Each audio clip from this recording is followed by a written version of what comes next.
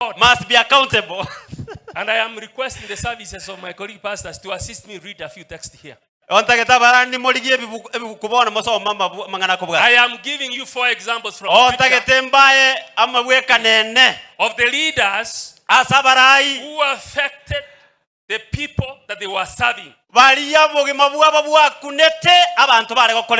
first man I want to bring before you was given the assignment to become king when he was 8 years old.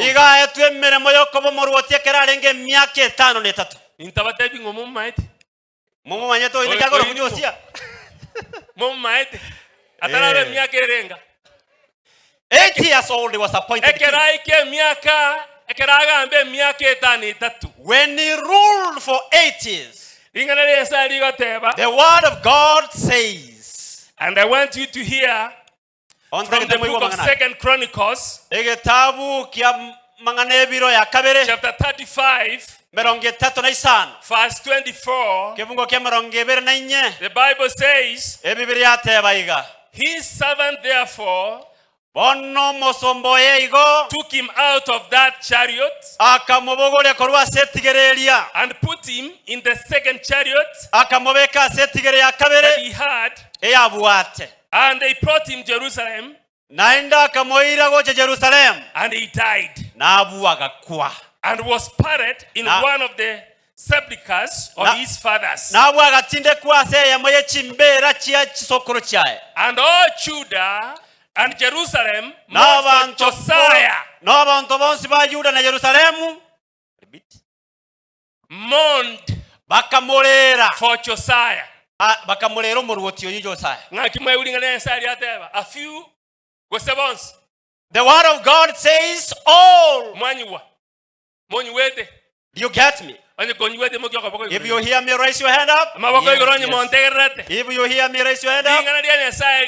The word of God says, when Josiah died, Jerusalem, the entire of Jerusalem,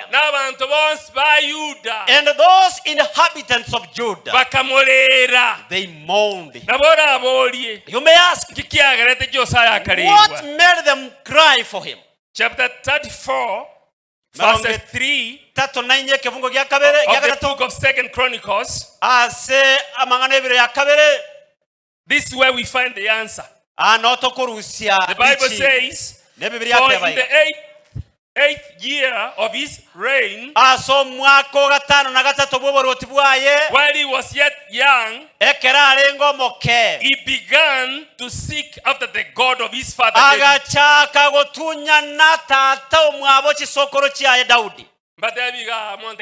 I want to remind you, the listeners, Christianity is not a mockery. If it was so, you couldn't be seated here today.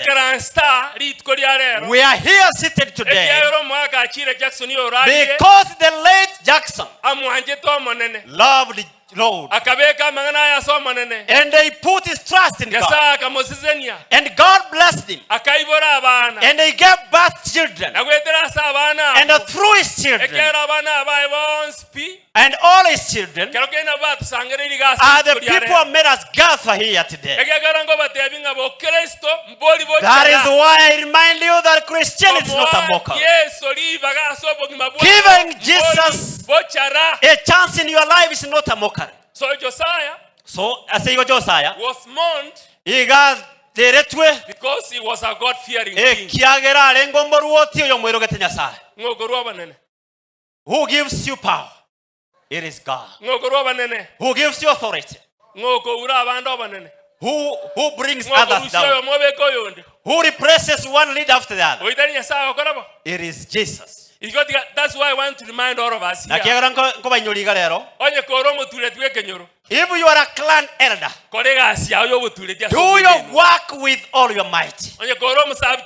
If you are an assistant chief, do it with a lot of faith. If If you are achieved, do your work faithfully. Because God who looks at people and who inspects the hearts of people, He can bless you and lift you up because He's God. He created you and placed you in this world for a purpose. I want just to remind you, No one is an accident. We are all a plan in the hand of God.